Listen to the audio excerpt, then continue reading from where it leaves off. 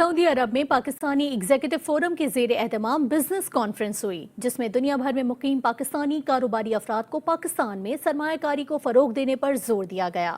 ثنا بشیر کی رپورٹ دیکھیے۔ سعودی عرب کے دارالحکومت ریاض میں پاکستانی ایگزیکٹو فورم کو 1 سال مکمل ہونے پر تقریب منعقد کی گئی۔ پاکستانی سفارت خانے کی نمائندگی کرنے والے اظہر طاہر نے پاکستان کو سرمایہ کاری کے حوالے سے محفوظ ترین ملک قرار دیا۔ پاکستان میں اس وقت سرمایہ کاری کے لیے بہت مناسب اپرچونٹیز موجود ہیں۔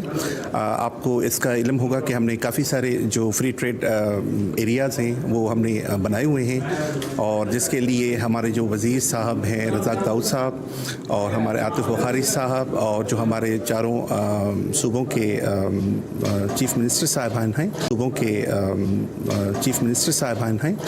تو وہ پاکستان میں انویسٹمنٹ کے فروغ کے لیے بہت سارے پر امید ہیں۔ صدر پاکستانی ایگزیکٹو فورم منیر احمد شاد کا کہنا تھا، ہمارا فرض ہے کہ پاکستان میں سرمایہ کاری کو فروغ دینے کے لیے ہمیشہ آگے بڑھیں اور ملک کو معاشی استحکام دینے میں اپنا کردار ادا کریں۔ 1 سال بعد دیکھ لیں کہ 500 پلس ہیں اور پوری دنیا میں، تو اس سے آپ اندازہ لگا سکتے ہیں ہم سکسیس ہیں۔ اور خوشخبری یہ ہے کہ ہم KP کے پروجیکٹ کرنے جا رہے ہیں، ہم لاہور، کراچی، اسلام آباد میں IKEA کو لے کے جا رہے ہیں۔ تقریب میں ذکا اللہ محسن، نافع حسین، حافظ شبیر سمیت دیگر مقررین نے بھی خطاب کیا۔ تقریب کے اختتام پر پاکستانی ایگزیکٹو فورم کی پہلی سالگرہ کا کیک بھی کاٹا گیا۔